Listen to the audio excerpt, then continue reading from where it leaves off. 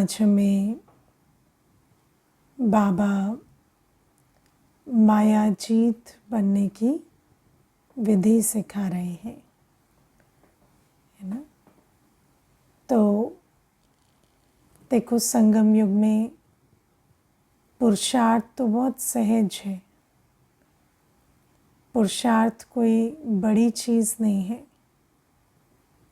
जब हम बाबा के पास आते हैं, हमें पता चलता है कि मुरली सुनने से, पढ़ाई करने से, याद में रहने से, पवित्रता की धारणा करने से, विश्व कल्याण अर्थ सेवा करने से हम विश्व का मालिक बन सकते हैं। तो हम ज़रूर है कि बुद्धि से आकलन करते हैं कि ये तो कोई बड़ी बात नहीं है ना। विश्व की राजाई पानी है तो क्या बड़ी बात है। 4 ही सब्जेक्ट्स की तो पढ़ाई है, ज्ञान, याद, धारणा और सेवा। और इन 4 सब्जेक्ट्स पर चलने से विश्व की राजाई मिल जाती है। तो यही कहेंगे ना कि विश्व की राजाई पाना तो बहुत सहज है।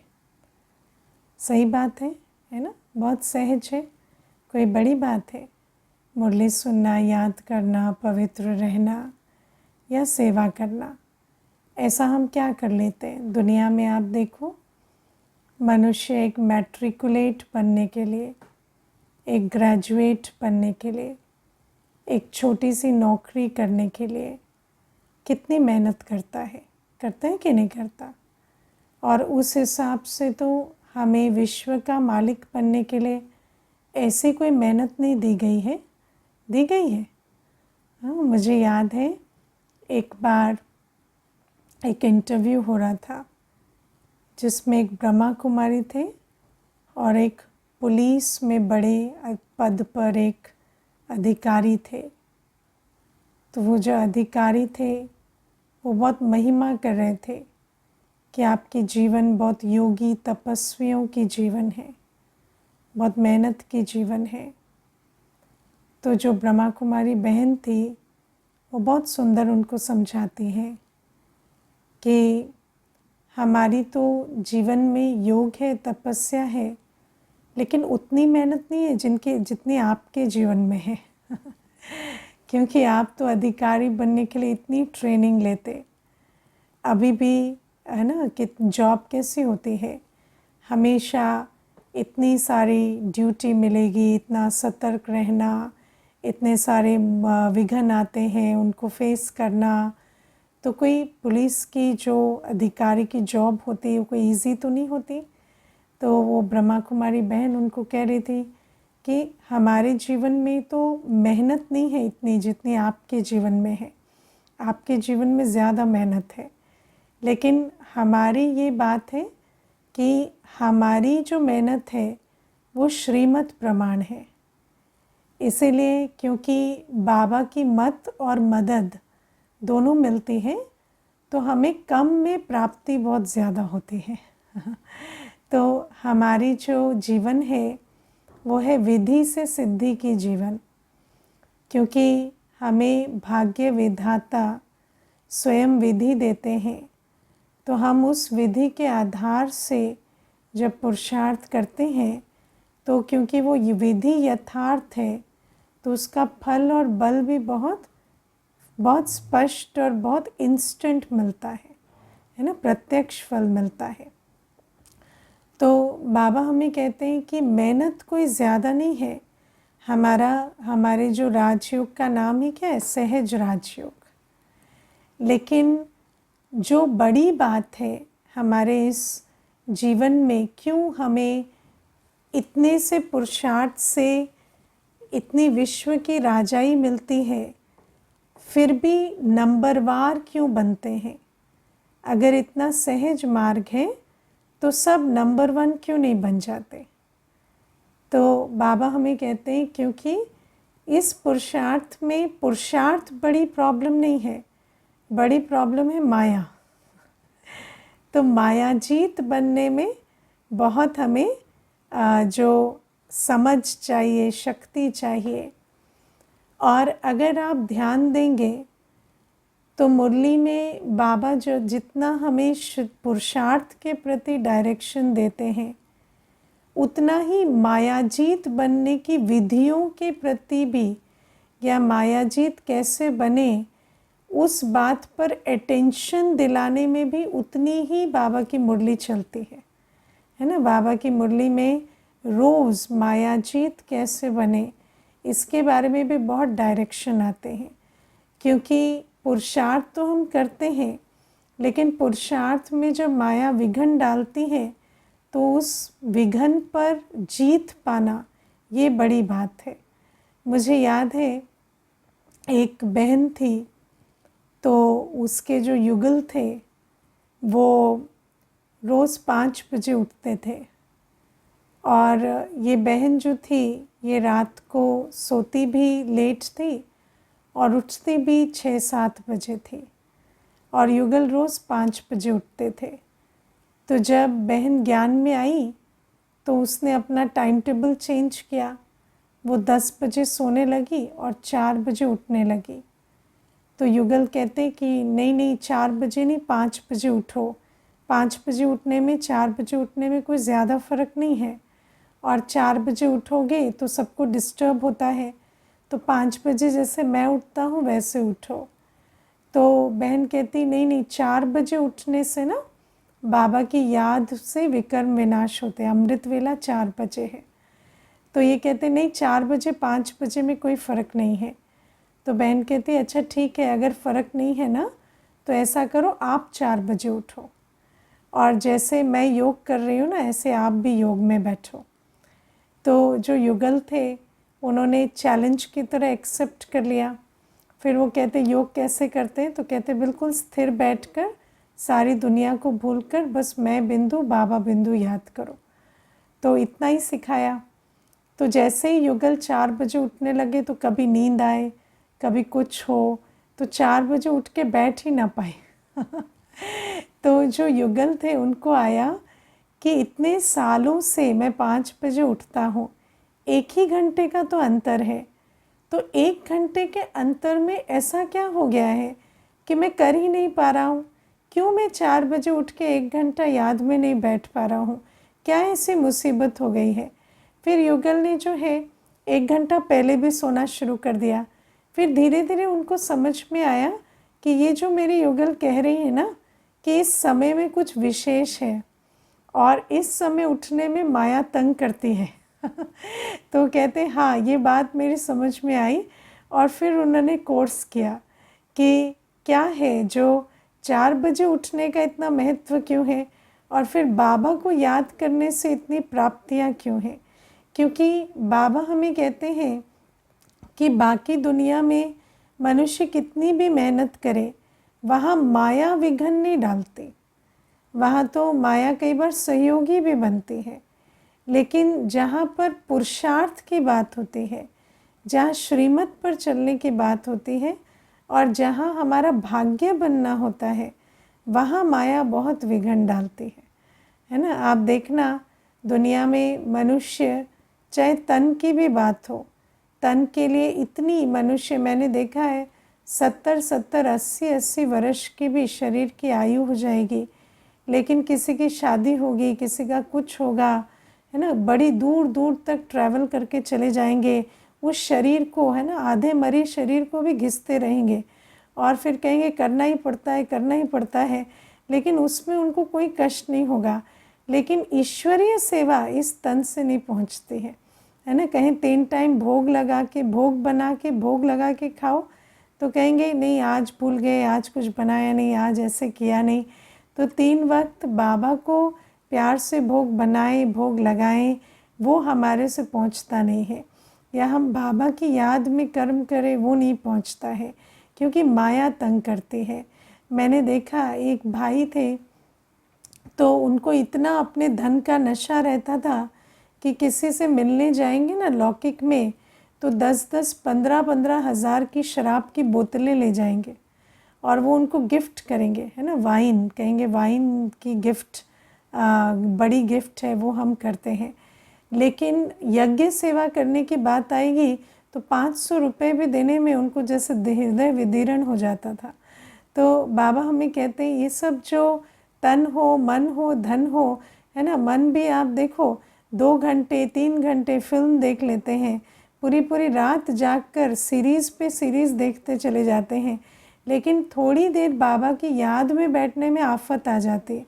कहेंगे ध्यान नहीं लगता है, बुद्धि भटकती है, और बाकी चीज़ें देखने में पूरी एकाग्रता रहती है ना, कंसंट्रेशन की कोई कमी नहीं है। और यहाँ क्या कहेंगे, हमें कंसंट्रेशन नहीं होती, हमारी एकाग्रता की कमी होती है। तो एकाग्रता की तो कमी नहीं है ना, बहुत एकाग्रता से 5 वर्ष के बाद भी पूछो, 5 वर्ष पहले जो फिल्म देखी थी उसका डायलॉग सुनाओ तो सुना देंगे, लेकिन वो जो जब योग में बैठेंगे तो कहेंगे हमारा ध्यान एकाग्र नहीं होता। तो बाबा हमें कहते हैं माया बहुत तंग करती है ना, और माया जीत बनने के लिए बाबा हमें बहुत सारी विधियां बताते हैं।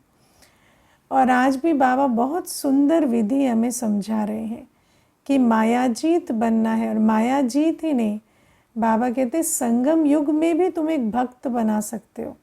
बाकी भक्त तो तुम्हारे द्वापर युग में मिलेंगे ना तुम्हें, लेकिन तुम्हें संगम युग में भी पहला भक्त तुम्हारा माया बन जाएगी अगर तुम कुछ बातों पर अटेंशन दो। पहली बात, बाबा कहते हैं जो बाबा ने हमें टाइटल व स्वरूप बताए हैं उनकी स्मृति में रहना, है ना। बाबा ने देखो दुनिया, हम आज तक अपने विषय में उतना ही जानते हैं, उतना ही स्मृति में रखते हैं जितना देह अभिमानी मनुष्यों ने हमें बताया, क्योंकि आत्मा को अपना परिचय नहीं होता। और आत्मा को अपना परिचय किससे मिलता है?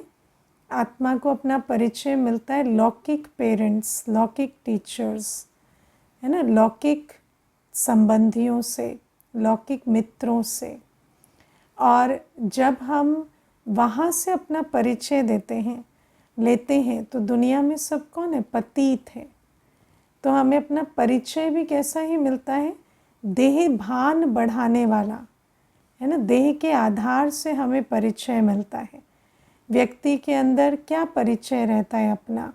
मैं सुंदर हूँ या कुरूप हूँ, मैं लंबा हूँ या ठिंगना हूँ, मैं काला हूँ गोरा हूँ, है ना। ये शरीर का ही कद काठी, रूप रंग, है ना, सुंदरता असुंदरता, इसी का ही परिचय आत्मा को रहता है।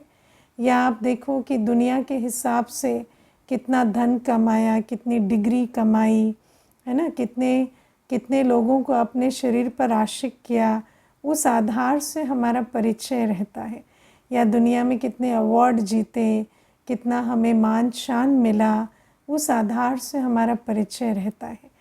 लेकिन बाबा हमें कहते वो जो परिचय है वो तो सब देह अभिमानी मनुष्यों के द्वारा हमें मिला, और वो सारा परिचय हमें देह भान में लाता है। और देह भान कैसा होता है? ऐसे सीसॉ जैसा होता है ना, अभी अभी ऊपर अभी अभी नीचे। तो इसीलिए वो जो देह अहंकार के झूले में झूलते रहते हैं, है ना। अभी अभी किसी ने कहा वाह क्या घर बना लिया, तो कितना अच्छा, नशा चढ़ जाएगा।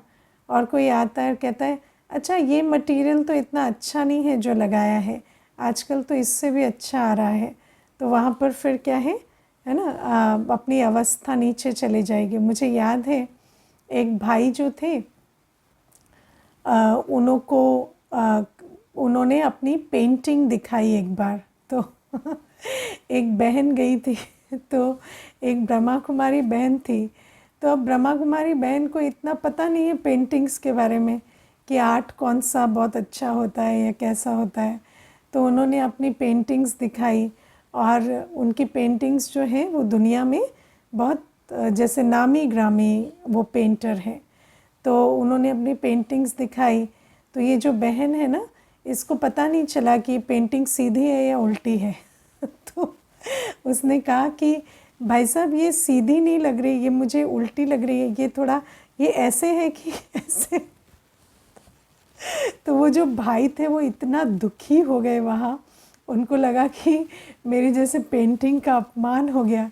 तो फिर तो फिर वहाँ पर मैं भी थी, तो अब फिर क्या करते, उसमें कुछ डैमेज कंट्रोल करने का था भी नहीं। तो फिर हम चुपचाप चले आए। तो फिर बाहर आने के बाद बहन कहती है वो इतने दुखी क्यों हो गए थे। तो मैंने कहा उन्होंने ज़िंदगी भर लग के पेंटिंग बनाई और आपको सीधी उल्टी ही नहीं पता चला, तो उनको दुख हो गया। तो वो कहती है पर क्या फ़र्क पड़ता है ना दीदी, अगर पेंटिंग मुझे नहीं भी पता चली तो क्या फ़र्क पड़ता है, मैं तो अज्ञानी हूँ ना पेंटिंग की। तो उनको वो बात समझनी चाहिए। लेकिन मनुष्य क्या है, किसी को समझ हो या ना हो, है ना, अब इसमें कोई उनकी पेंटिंग की कमी नहीं है, लेकिन मानो किसी को समझ भी नहीं है, तब भी हम उसके भी ओपिनियन की कदर करते हैं, वहाँ पर भी हमें दुख हो जाता है। तो देह अभिमान की दुनिया कैसे होती है। तो बाबा हमें कहते हैं, अब बाबा हमें जो स्वमान देते हैं, जो टाइटल्स देते हैं, जो स्वरूप बताते हैं हमारा, बाबा ने हमें हमारे कितने स्वरूप बताए। हमें बाबा ने बताया हमारा निराकारी स्वरूप, फरिश्ता स्वरूप, देवता स्वरूप, कमल आसनधारी ब्राह्मण स्वरूप, या बाबा हमें बताते हैं कितने टाइटल्स, विश्व कल्याणकारी। बाबा कहते तुम मेरे नूरे रतन हो, तुम आधार मूर्त हो, तुम मेरे सर्व गुणों में मास्टर हो। तो बाबा कहते ये जो टाइटल्स मैं तुम्हें देता हूँ, ऐसे टाइटल्स तुम्हें और कोई नहीं देता।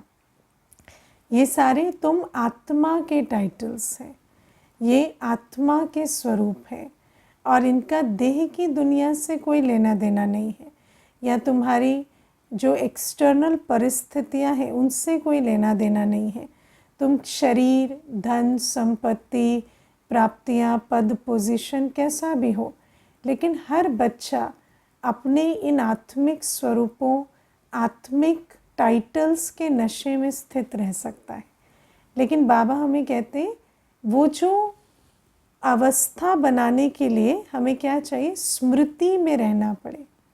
अब आप सोचो स्मृति का आधार क्या है, जिन बातों का मनन चिंतन करेंगे वो बातें हमारी स्मृति में रहेंगी, है ना। अब आप सोचो कि बाबा ने मुझे मीठे बच्चे कहा, कम से कम 2 बार मुरली में बाबा मुझे रोज़ मीठे बच्चे कहते।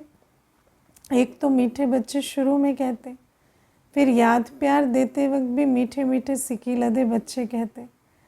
तो विचार करो कि बाबा 2 बार मुझे रोज़ मीठे बच्चे कहते, और मानो किसी और ने मुझे सारे दिन में, है ना, कड़वा या खट्टा या कैसा भी कह दिया।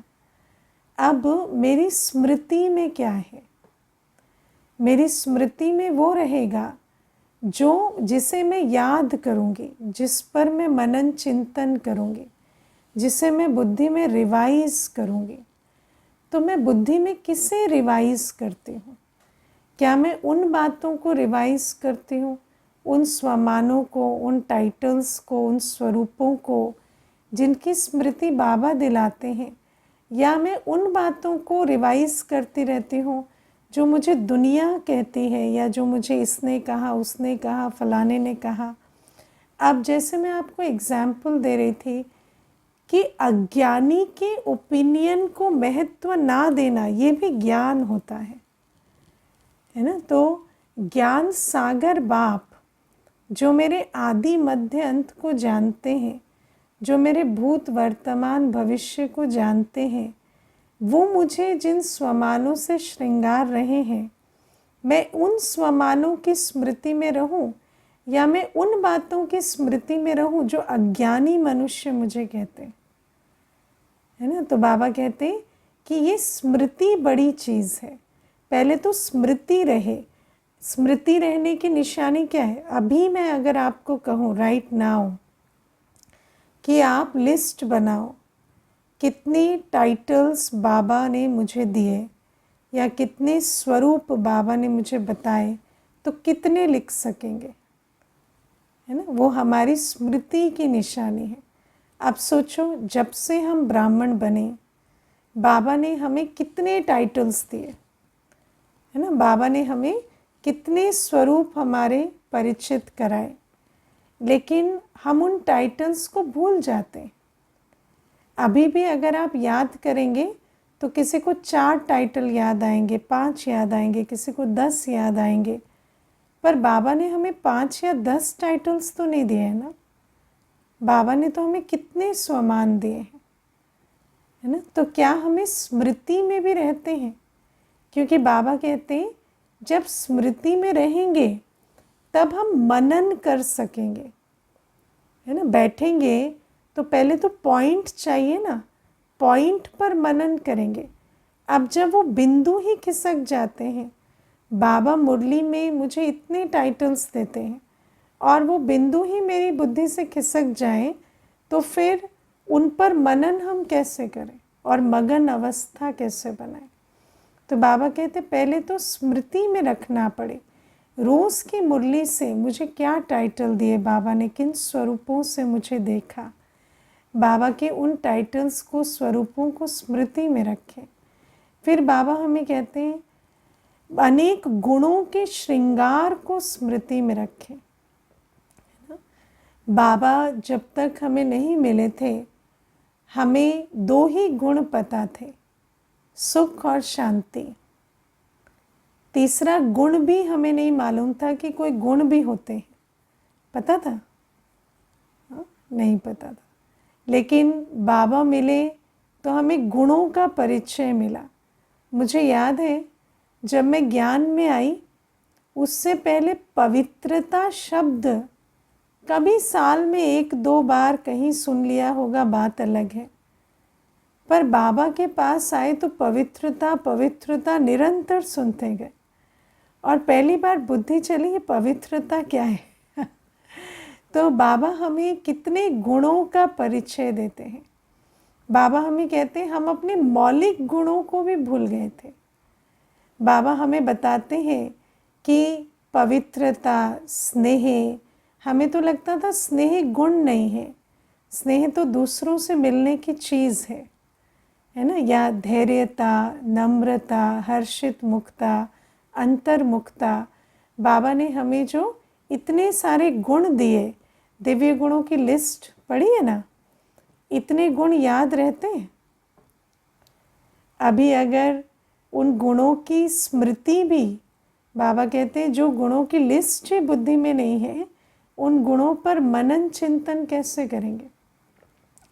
जब गुणों की स्मृति रहेगी कि बाबा ने मुझे क्या क्या गुण दिए, तब तो जाकर हम उन गुणों पर मनन करेंगे और मगन अवस्था बनाएंगे, है ना। फिर बाबा कहते हैं अनेक नशे की, खुशी की पॉइंट्स जो बाबा हमें देते हैं, है ना। भाग्य की स्मृति जगाते हैं, नशा देते हैं, खुशी देते हैं। मैं वर्षे की मालिक आत्मा हूँ, मैं तो होमनहार देवता हूँ, मेरे राज्य में अप्राप्त नहीं कोई वस्तु देवताओं के खजाने में। कितना नशा बाबा हमें चढ़ाते, कितनी खुशी की रूहानी नशे की पॉइंट्स बाबा हमें देते। कई बार, है ना, बाबा कहते जिसका साथी है भगवान, उसका क्या रोकेगा आंधी और तूफान, है ना। तो ऐसे कितनी नशे की पॉइंट्स बाबा हमें देते हैं, खुशी की पॉइंट्स देते हैं। बाबा कहते हैं इन सारी पॉइंट्स को हमें स्मृति में रखना पड़े। अब आप देखो माया जो है, कहाँ माया का द्वार क्या है? मन बुद्धि। और मन बुद्धि जब कमज़ोर होते हैं, मन बुद्धि जब खाली होते हैं, तो माया का वार होता है। मन बुद्धि जब पर चिंतन, पर दर्शन में बिजी होते हैं, तो माया का वार होता है। जब हम उस मन बुद्धि को बाबा से मिले खजानों को उगारने में बिजी रखते हैं, तो आत्मा में इतनी ताकत होती है कि माया हम पर वार नहीं कर पाती। लेकिन वो आत्मा को इतनी शक्तिशाली अवस्था में स्थित रखने के लिए हमें बहुत कॉन्शियस एफर्ट करना पड़ेगा। ये नशे की, खुशी की पॉइंट्स को मनन चिंतन करना पड़ेगा। अपने जो स्वमानों के गुणों की जो लिस्ट है उसको उगारना पड़ेगा, उन पर मनन चिंतन करना पड़ेगा। अब एक एक गुण भी, मानो मैं विश्व कल्याणकारी आत्मा हूँ, इस पर मनन चिंतन करना पड़ेगा। तो बाबा हमें कहते हैं उसके बाद रचता और रचना के विस्तार की भी जो बाबा ने हमें पॉइंट्स दी कि बाबा कैसा है, सृष्टि के आदि मध्य अंत में हमारे विभिन्न स्वरूप क्या रहे, अवस्थाएं क्या रही, है ना। मैं कैसे द्वापर युग का भी चिंतन करें कि कितना श्रेष्ठ मैं भक्त रहा, है ना। तो भक्ति में मैंने जो किया, जितनी भावना मैंने रखी, उतनी भावना भी आज इमर्ज कर लें सच्चे आए हुए भगवान के प्रति, तो हमारा उद्धार हो जाए। लेकिन बाबा कहते हैं कि वो जो रचता और रचना के विस्तार के भी पॉइंट को बुद्धि में नहीं रखते। तो बाबा कहते हैं जब ऐसे उगारे बुद्धि में इन सारी पॉइंट्स को, तो कैसी अवस्था होगी, मगन अवस्था। हम बहुत अच्छी बाबा की याद में, क्योंकि जो ये सब कुछ देने वाला है उसकी याद भी साथ साथ रहती है, और उस मगन अवस्था से हम मायाजीत बन जाते हैं। फिर दूसरा बाबा हमें कहते हैं कि मायाजीत बनना है तो फिर क्या करना है। 3-4 बातें आज बाबा हमें बताते हैं। पहली बात, कभी भी ये नहीं सोचना ये क्यों हो रहा है या ये ऐसा क्यों कर रहा है। किसी भी परिस्थिति के लिए मुझे क्यों ना चले, ये क्यों हो रहा है या ये ऐसा क्यों कर रहा है। ये क्यों जो है ये माया का द्वार बन जाता है। और जब आप क्यों में चले जाते हैं, क्यों कर रहा है माना आप उसको चेंज करना चाहते हैं, आप उसको कंट्रोल करना चाहते हैं, तो फिर क्या होता, आपके मन बुद्धि उसी में ही बिजी हो जाते हैं। और संगम युग में हम मायाजीत विकर्माजीत कैसे बनेंगे, हमारे विकर्म विनाश कैसे होंगे, जब हम एक बाबा की याद में रहेंगे। और जैसे क्यों आता है ना, तो परिस्थिति का चिंतन, आत्मा के संस्कारों के कर्मों का चिंतन शुरू हो जाता है। तो बाबा कहते कभी भी क्यों नहीं, कोई भी है, कोई भी परिस्थिति है, किसी भी आत्मा का हम व्यवहार देख रहे हैं, उसको देखते हुए भी फुल स्टॉप लगा देना है। और फुल स्टॉप के लिए 3 बिंदु बाबा ने दिए हैं। आत्मा का ज्ञान, आत्मा ऐसे क्यों कर रही है, उसका संस्कार है। बाबा का ज्ञान है ना, बाबा का बच्चा है, मुझे नहीं सोचना। और परिस्थिति के लिए ड्रामा एक्यूरेट है ना। ड्रामा का ज्ञान यही कहता है कि ड्रामा में जो कल्प कल्प नूंद है वही होता है। तो कोई भी परिस्थिति के लिए मुझे क्यों ना चले, क्योंकि ड्रामा तो एक्यूरेट है, तो ड्रामा में तो कोई गलती है नहीं ना। तो बाबा हमें कहते हैं इस प्रकार से हमें मायाजीत बनना है या विकर्माजीत बनना है। फिर बाबा कहते हैं मुझे अपने मन बुद्धि को बस बाबा की याद में बिजी रख तमो प्रधान से सतो प्रधान बनने का ओना रखना है। कोई क्या करता है, क्यों करता है, कोई परिस्थिति क्यों आई, उसमें मुझे नहीं जाना। कोई परिस्थिति है, उससे मैं डील कैसे करूं, उसके लिए थॉट चलाना है और कर लेना है। उसमें भी बाबा को साथ रखकर परिस्थिति को पार करना है। कोई आत्मा है, उसके उल्टे संस्कार है, वो क्यों कर रहा है उसमें नहीं जाना है, लेकिन उसके साथ जो भी मेरा कार्मिक सेटलमेंट है, जिसके हिसाब से हम इकट्ठे हैं, तो उसमें मैं अपना मार्ग कैसे निकालूं, मैं उसके संस्कारों की नॉलेजफुल होकर कैसे चलूं, बाबा की श्रीमत लेकर कैसे आगे बढ़ूं, उस पर मुझे अटेंशन देना है ना। मुझे किसी का भाग्य बदलना, किसी परिस्थिति को बदलने में अपने मन बुद्धि को खर्च नहीं करना है। दूसरी बात बाबा कहते हैं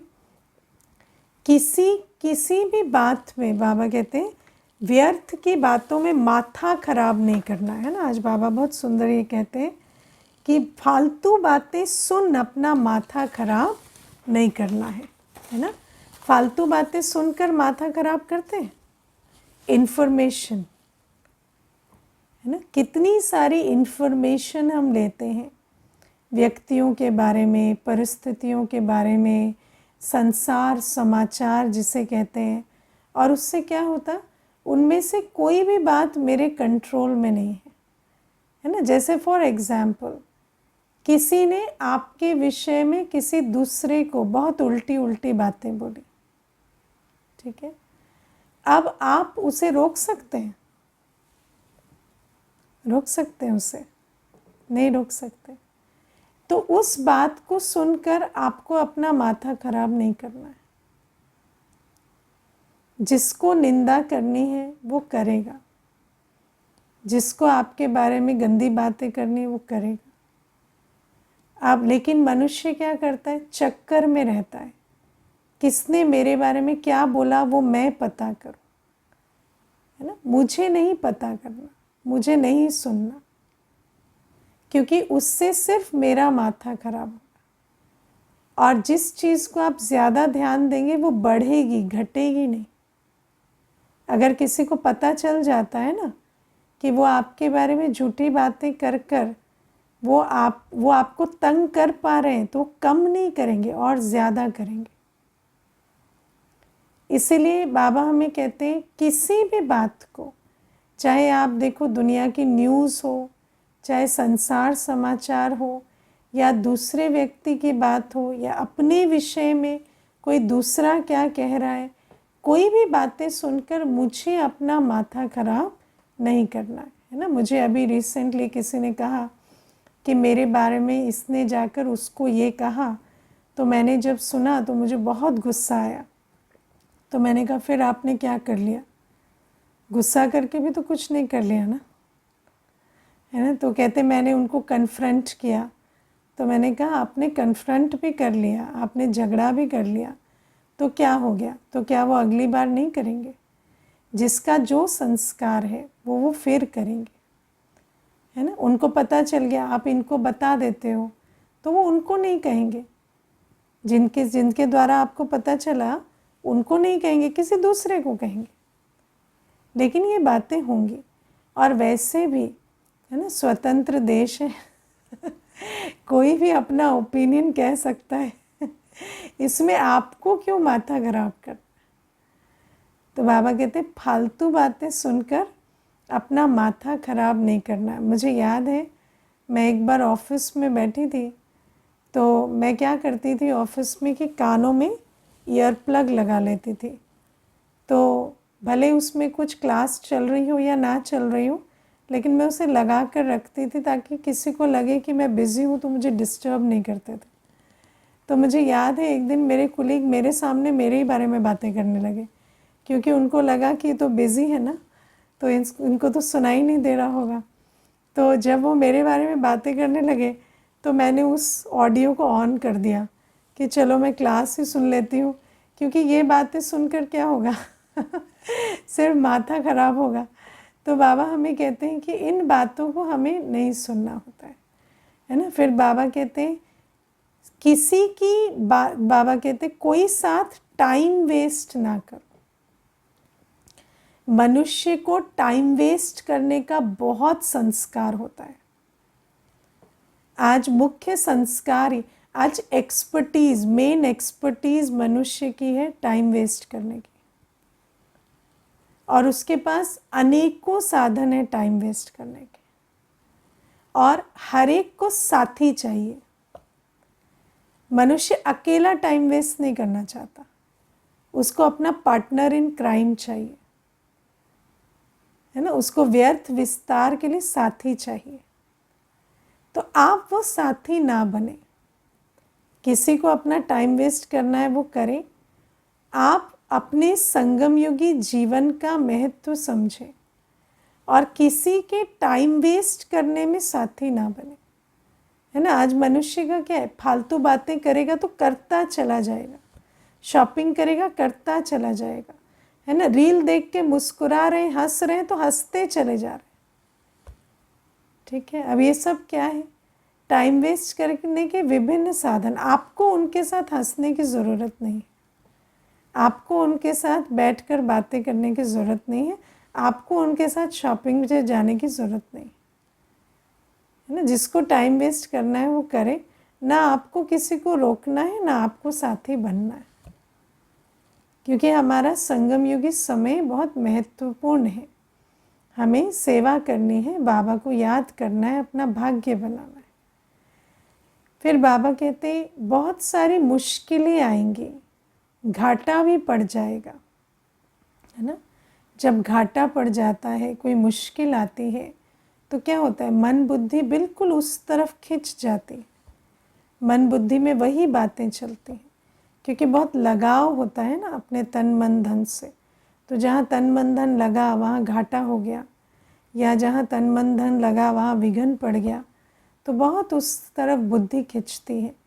लेकिन बाबा कहते वहाँ बुद्धि में रखना है कि एक घाटा तो हो ही गया और वो तो विनाशी घाटा है, लेकिन अभी अगर उसके पीछे संकल्प लगाया तो अविनाशी घाटा हो जाएगा। और मुझे अब अपने संकल्पों की बचत करनी है। वो तो हो ही गया।